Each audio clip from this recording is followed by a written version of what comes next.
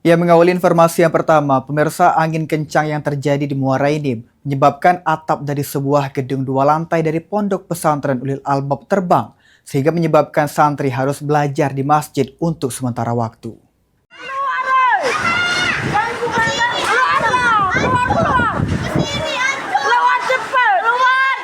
Sebuah video beredar di media sosial. Sejumlah santri Pondok Pesantren Ulil Albab yang berada di Jalan Lingkar Kepur, Transsosial, Kabupaten Muara Enim, berlari meninggalkan gedung lantai 2 tempat para santri mengikuti kegiatan belajar mengajar.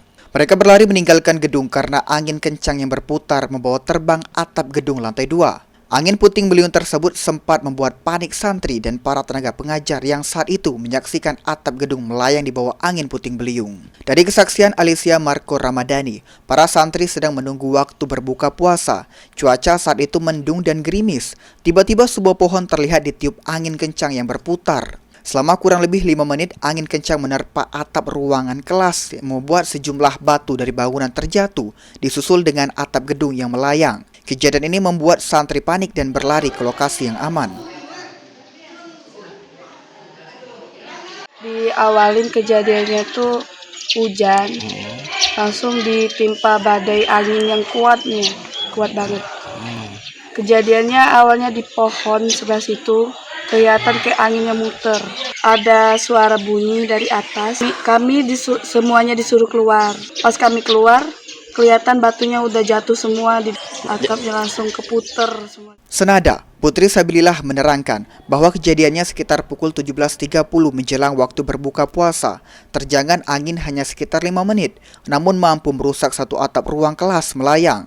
Atap 2 kelas lainnya ikut rusak sebagian dan satu ruang hanya di plafon yang rusak parah. Karena kegiatan belajar mengajar masih aktif, namun para santri saat ini mengikuti kegiatan belajar di Masjid Ponpes. Masa aktif belajar sekitar seminggu ke depan, setelah itu santri mengikuti libur lebaran.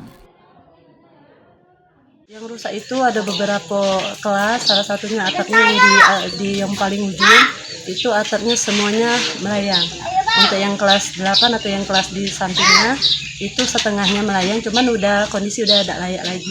Terus alhamdulillah tidak ada korban jiwa pada saat kejadian itu, karena memang anak-anak sebagian ada di dalam asrama, sebagian juga ada lagi di luar atau lagi di halaman. Pengurus dan para santri berharap ruangan kelas yang mengalami kerusakan bisa cepat diperbaiki agar kegiatan belajar mengajar bisa berjalan lancar.